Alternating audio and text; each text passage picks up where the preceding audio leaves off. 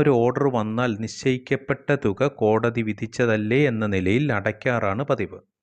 ഭർത്താവിന് ഉൾക്കൊള്ളാൻ കഴിയുന്നതിനപ്പുറമായാലും സൈലന്റായി പോകുന്നു. തുകയടയ്ക്കാൻ കഴിയാതെ വരുമ്പോൾ കോടതിയിൽ വരാതെയും വക്കീലിനെ കാണാതെയും ഒഴിഞ്ഞു നിൽക്കും. കോടതി ഉത്തരവ് മാനിക്കാത്തതിൻ്റെ പേരിൽ വിവാഹവുമായി ബന്ധപ്പെട്ട് ഏതെല്ലാം കേസുകൾ ഭർത്താവ് ഫയൽ ചെയ്തിട്ടുണ്ടോ അതിനെയെല്ലാം പ്രതികൂലമായി ബാധിക്കും. ഡ്യൂ ആയ എമൗണ്ട് വാങ്ങിയെടുക്കുന്നതിനായി ഭാര്യ അടുത്ത നടപടികളിലേക്ക് കടക്കുകയും ചെയ്യും.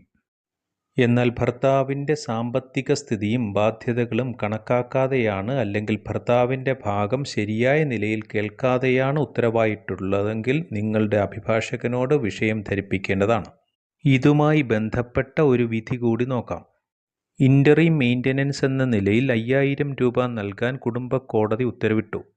എന്നാൽ ഭർത്താവിനെയോ ഭർത്താവിൻ്റെ ഭാഗത്തെയോ കേൾക്കാതെയാണ് വിധിയായിട്ടുള്ളതെന്ന് ബോധ്യം വന്നതുകൊണ്ട് ഭർത്താവിൻ്റെ അഭിഭാഷകൻ ഹൈക്കോടതിയെ സമീപിച്ചു.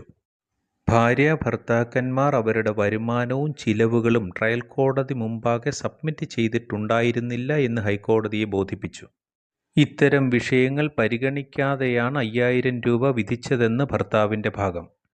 ഈ വിഷയം പരിഗണിച്ചുകൊണ്ട് മെയിൻ്റനൻസ് അനുവദിച്ച ഉത്തരവ് ഹൈക്കോടതി സെറ്റ് അസൈഡ് ചെയ്യുകയാണുണ്ടായത്.